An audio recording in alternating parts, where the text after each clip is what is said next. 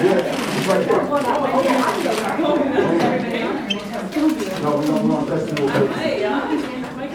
I was like, well, growing up, I never seen anybody that was my age coaching. I always seen older women, like with kids that were on the teams and stuff like that. So I said no, and it was challenging because I didn't know who to go to ask, like, okay, like, how do I become a better coach when I started Hoop Queens?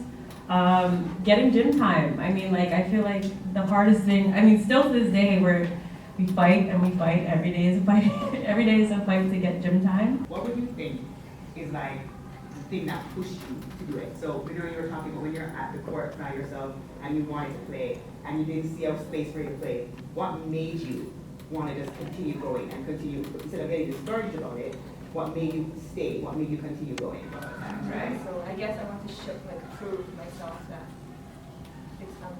I don't have to fit into whatever they see. Whatever they expect you to do. Yeah. I love that. I guess the kind of word she was looking to use is like a stereotype.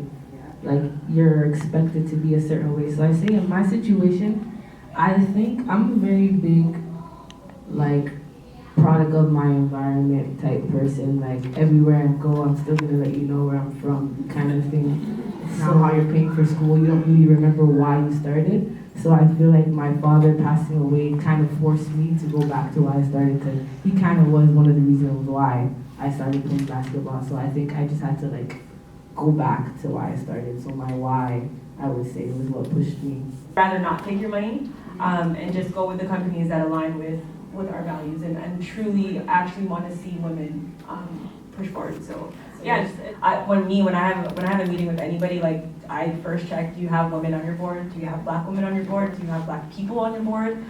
What does your board look like? I just speak up now.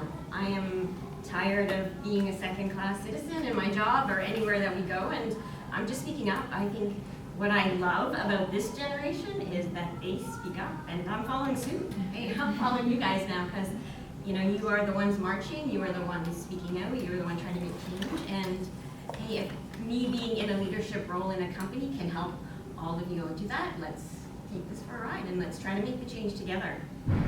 No one wanted to coach us.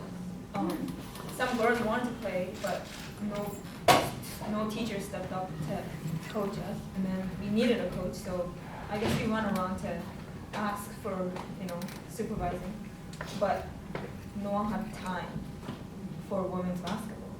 So I think it really could start from, like you said, community level, like athletes itself, but yeah, I think we're doing better now for sure, but it's crazy how there was prep for guys high school. I remember going to watch Fatherhood Early Bird Classic, like grade 6, and I didn't even get to play. I still went through high school without the women's prep side of it, so definitely in the schooling as well, to bounce off what she said.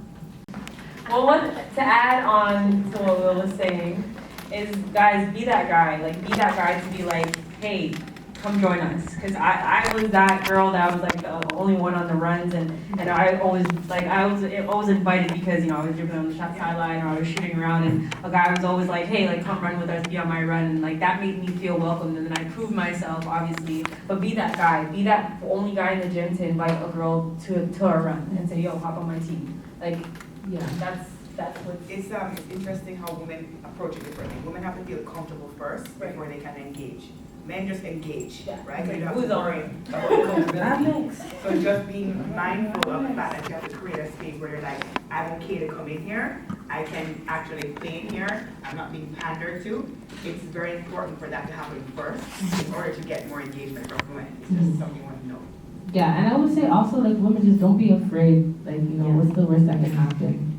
Like, I feel like as women, like you're saying, we kind of wait to feel comfortable, welcomed first, which is fair, but sometimes you have to just get in there and be like, yo, can I play on your team?